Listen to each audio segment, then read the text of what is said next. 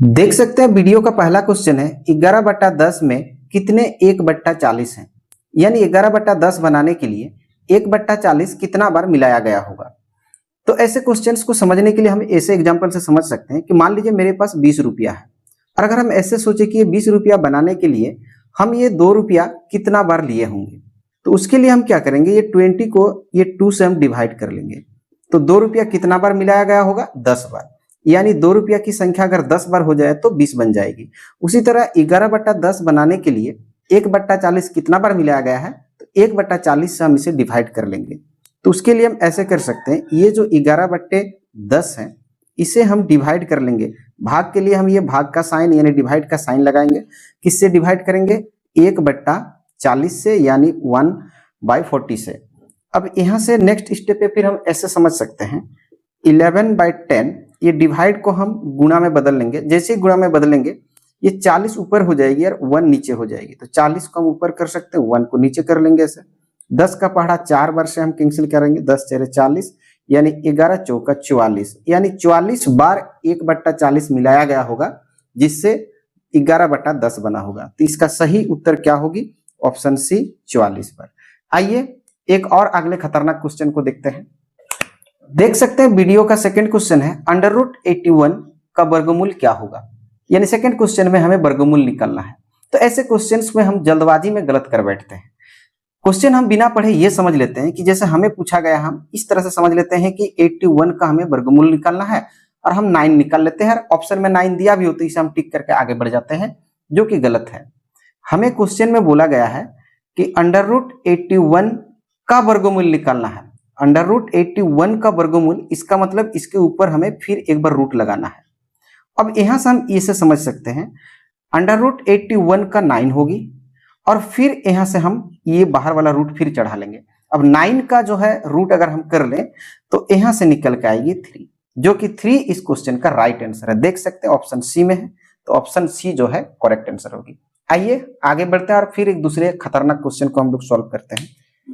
देख सकते हैं वीडियो का तीसरा क्वेश्चन है, सबसे छोटी संख्या कौन सी है। 2 का पावर 25, 3 का पावर 20, 4 का पावर 15 और 5 का पावर 10। इन चारों में सबसे छोटी कौन सी है। तो देख सकते हैं सभी संख्याओं का जो घात है ये बड़ी बड़ी है। बड़ी बड़ी घात में ये पता लगाना आसान नहीं होता कि छोटी संख्या कौन है। तो ऐसे में हम क्या करेंगे, सबके जो घात है इन सभी घात का हम HCF ले लेंगे यहाँ से महत्तम संभावर्तक। तो सबका लेंगे यहाँ से 25, फिर 20, फिर 15, फिर 10। इन सबका जो HCF होगा, यानी इन सबको वो कौन सी बड़ी से बड़ी पहाड़ा है जिससे इन चारों संख्याओं को कट जाए, तो HCF जो होगी वो 5 होगी। 5 से इन सभी संख्याओं को कट जाएगी। यानी ये जो HCF है इससे हम इनके सारे पावर को भाग देकर छोटा कर लेंगे। ये 5 से 5 5 25 लगा कर हम यहाँ से इसे छोटा कर लेंगे। ये 5 चौका 20 लगा के इसे हम छोटा कर लेंगे। फिर 5 तिया 15 इसे छोटा कर लेंगे। फिर 5 दूनी 10। अब यहाँ से हम समझ सकते हैं इसे 2 का पावर 5, अगर 2 का पावर 5 कर दें तो यहाँ से निकल के आएगी 32। 3 का पावर 4, 3 इंटू 3 इंटू 3 इंटू 3 कर ले तो वहां से हम निकल सकते हैं 81। फिर 4 का पावर 3, 4 का पावर 3, 4 4 जा 16 और 16 4 जा 64, तो यहां से हम लिख सकते हैं 64।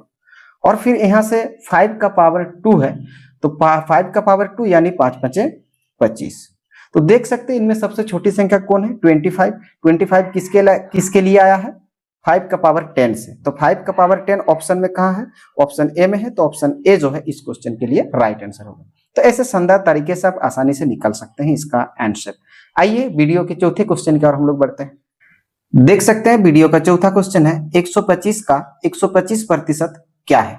4 ऑप्शन हमें दिया गया है, इन चारों ऑप्शन में कौन राइट आंसर है हमें पता लगाना है।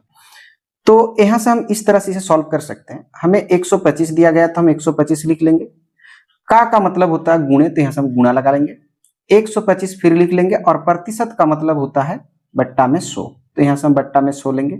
25 का पहाड़ा में काट लेंगे, 25 चौका 100 और 25 5 125, यहां से हम इस तरह से काट सकते हैं। अब 4 से 125 और 5 नहीं काटेंगे, तो यहां से हम दोनों को आपस में गुणा कर लेंगे। 125 5 625 हो जाती है, तो 625 बट्टे में ये 4 लेंगे।